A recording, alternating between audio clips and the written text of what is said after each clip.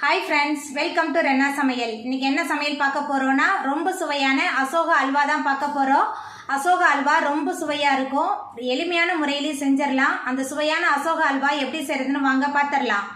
அசோக அல்வா பண்றதுக்கு 1 கப் அளவுக்கு பாசி பருப்பு எடுத்துர்க்கேன் பாசி பருப்பை வெறும் கடாயில நல்லா வாசனை வர அளவுக்கு நல்லா வறுத்துக்கணும் நல்லா வறுத்தறலாம்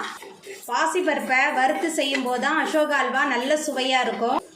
பாசி பருப்பை நல்லா வாசனை வர அளவுக்கு நல்லா வறுத்தாச்சு இப்போ அடுப்பு ஆஃப் பண்ணிடலாம் நல்லா அலசிட்டு வந்துடலாம் பருப்பை பாசி பருப்பை அலசி எடுத்துட்டு வந்துட்டேன் பருப்பு மூழ்கிற அளவுக்கு நான் கடாயில் தண்ணி வச்சுருக்கேன் பருப்பு நல்லா வெந்து வரட்டும்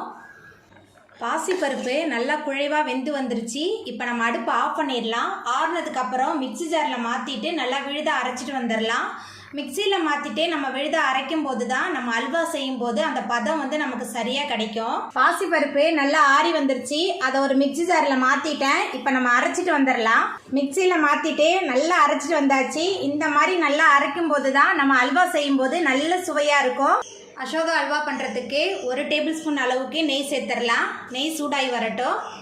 நெய் சூடாயிட்டு இதில் கொஞ்சமாக முந்திரி பருப்பு போட்டு நல்லா வறுத்து எடுத்துக்கலாம் முந்திரி பருப்பு நல்லா வறுபட்டு வந்துருச்சு இப்போ இதை நம்ம தனியாக எடுத்து வச்சுக்கலாம்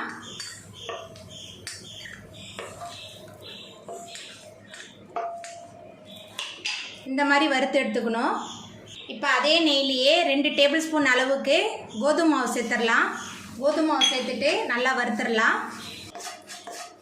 கோதுமை மாவை நெய்யில் நல்லா வறுத்தாச்சு இப்போ இதை நம்ம வேக வச்சு மிக்சியில் சேர்த்து அரைச்சி வச்சுருக்க பாசி பருப்பு சேர்த்துக்கலாம் பாசி பருப்பு சேர்த்துட்டு நல்லா கைவிடாமல் கிளறி கொடுத்துக்கிட்டே இருக்கலாம் இப்போ இதில் 1/2 கப் அளவுக்கு நெய் சேர்த்துக்கலாம்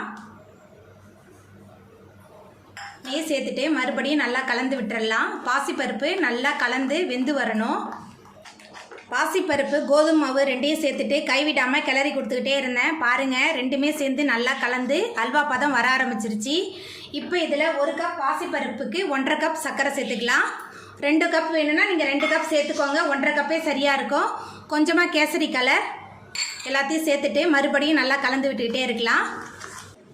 கலர் சேர்த்துட்டு நல்லா கலந்து விட்டாச்சு இப்போ இதில் கொஞ்சமாக உப்பு சேர்த்துக்கலாம் அதுக்கப்புறமா ஏலக்காய் தூள் சேர்த்துக்கலாம் கூடவே நம்ம வறுத்து வச்சுருக்கிற முந்திரி திராட்சை கடைசியாக 1 டேபிள் ஸ்பூன் அளவுக்கு நெய் சேர்த்துக்கலாம் சேர்த்துட்டு எல்லாத்தையும் நல்லா கைவிடாமல் கிளறி கொடுத்துக்கிட்டே இருக்கலாம் எல்லாமே சேர்ந்து நல்லா கலந்து வெந்து வந்துருச்சு நம்மளோட சுவையான அசோகா அல்வா சூப்பராக ரெடி ஆகிட்டு இப்போ நம்ம அடுப்பு ஆஃப் பண்ணிடலாம் அவ்வளோதாங்க ரொம்ப சுவையான அசோகா அல்வா சூப்பராக ரெடி ஆகிட்டு இந்த சுவையான அசோகா அல்வாவை நீங்களும் உங்கள் வீட்டில் செஞ்சு பாருங்கள் இந்த வீடியோ உங்களுக்கு பிடிச்சிருந்தா லைக் பண்ணுங்கள் ஷேர் பண்ணுங்கள் கமெண்ட் பண்ணுங்கள் சப்ஸ்கிரைப் பண்ணுங்கள் அப்படியே பக்கத்தில் உள்ள பெல் பட்டனையும் கிளிக் பண்ணிடுங்க நன்றி